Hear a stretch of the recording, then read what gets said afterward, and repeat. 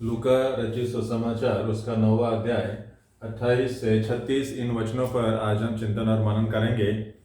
इसके पहले हमने देखा है परमेश्वर की महिमा के बारे में, परमेश्वर के तेज के बारे में। हमने देखा है जब मूसा परमेश्वर के साथ पर्वत पे बातचीत कर रहा था तो मूसा ने परमेश्वर से कहा, प्रभु जी मैं तुम्हारा तेज देखना चाहता हूँ। तो परमेश्वर ने अपनी भलाई उसके सामने से चलाई और भलाई के माध्यम से, प्रचार के माध्यम से, अनुग्रह और दया के माध्यम से परमेश्वर ने अपनी महिमा को प्रकट किया है। फिर हमने दूसरा शास्त्र पाठ देखा, दूसरी कोरिन्थी उसका 4वां अध्याय 1 से 6। यहाँ पर संत पौलुस कहते हैं कि परमेश्वर की महिमा की पहचान क्या है।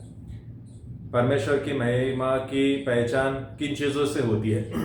परमेश्वर के महिमा की पहचान की ज्योति क्या है? तो संत पौलुस कहता है कि प्रभु यीशु मसीह वो ज्योति है, प्रभु यीशु मसीह वो पहचान है जिससे परमेश्वर की महिमा प्रकट होती है।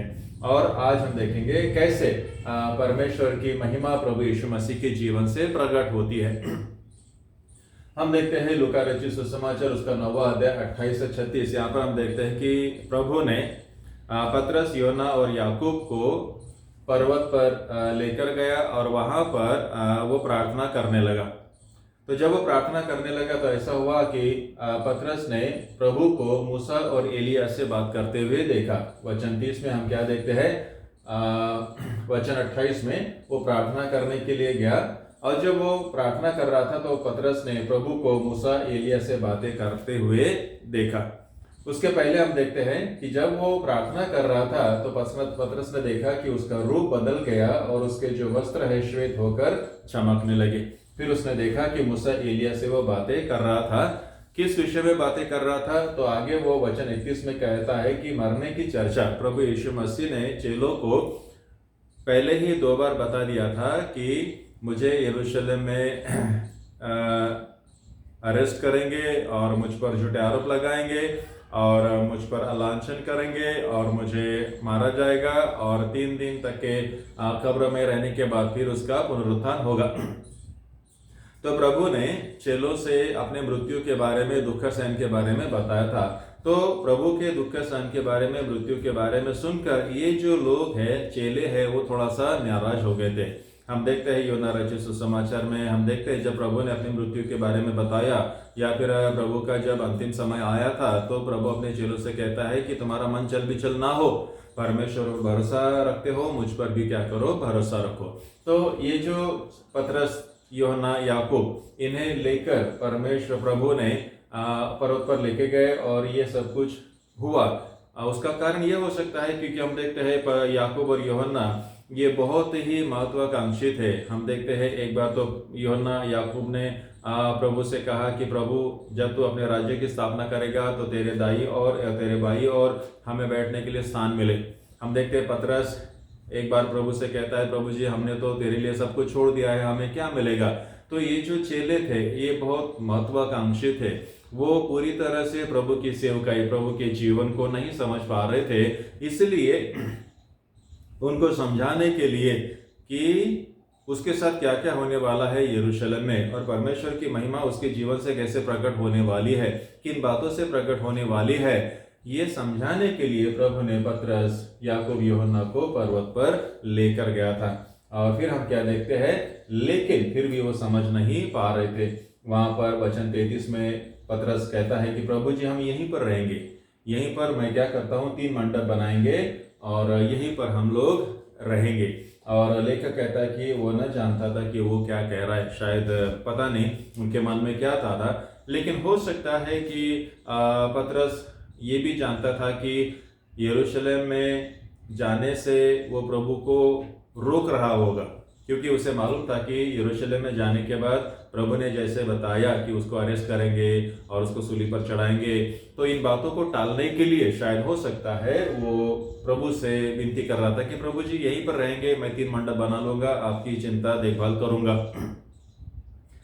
बाद में हम देखते हैं ये पतरस के विचार थे।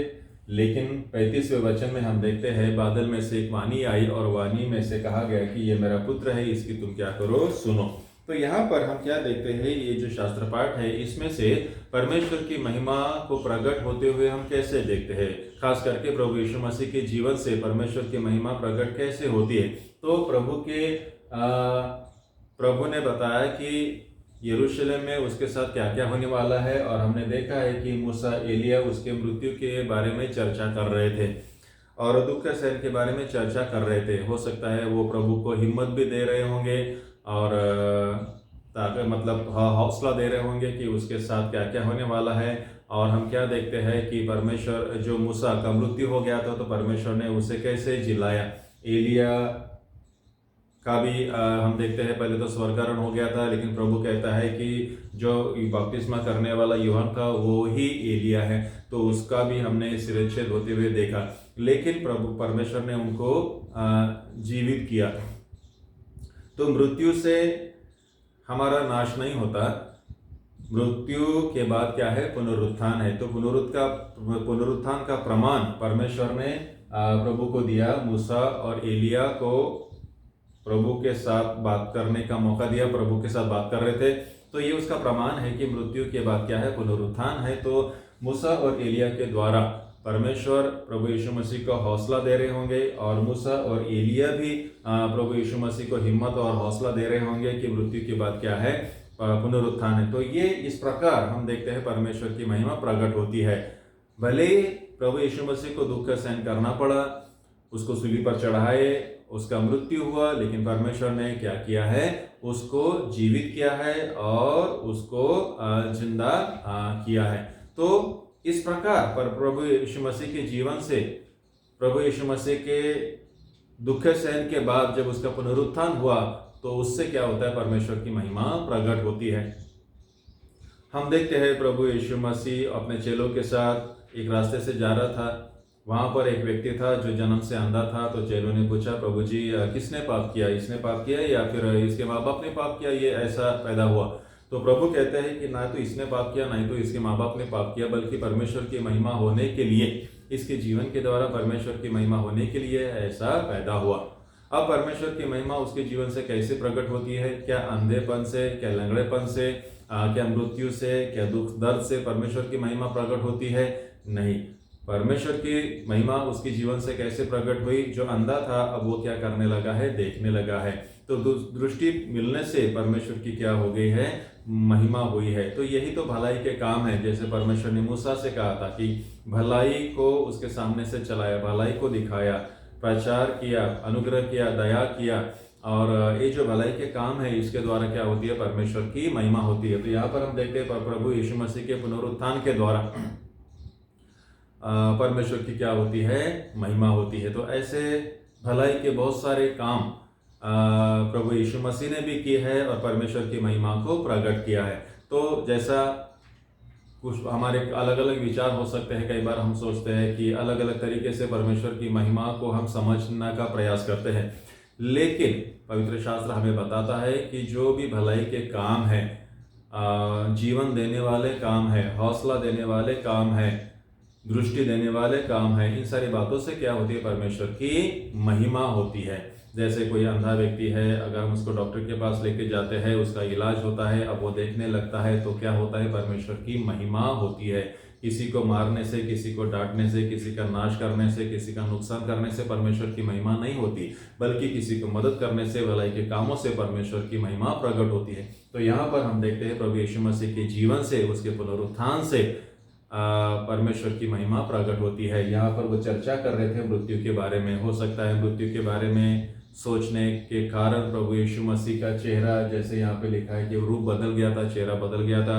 शायद हो सकता है उसके चेहरे पे थोड़ी निराशा आई होंगी, क्योंकि उसको ये दुख सहन करना पड़ा। लेकिन उसको हौसला देने के लिए, हिम्मत देने के लिए मूसा और एलिया को प्रभु ने, परमेश्वर ने वहाँ भेजा, ताकि प्रभु को वो हिम्मत दे सके और बताए कि मृत्यु के बाद क्या है, पुनरुत्थान है। और जैसे मूसा को परमेश्वर ने यहाँ पे प्रकट किया है, वैसे ही मृत्यु के बाद भी परमेश्वर क्या करेगा, उठाएगा। तो हम देखते हैं इस प्रकार परमेश्वर के पुनरुत्थान के द्वारा, प्रभु यीशु मसीह के भलाई के काम किए उसके द्वारा, प्रभु यीशु मसीह के पुनरुत्थान के द्वारा परमेश्वर की महिमा प्रकट होती है।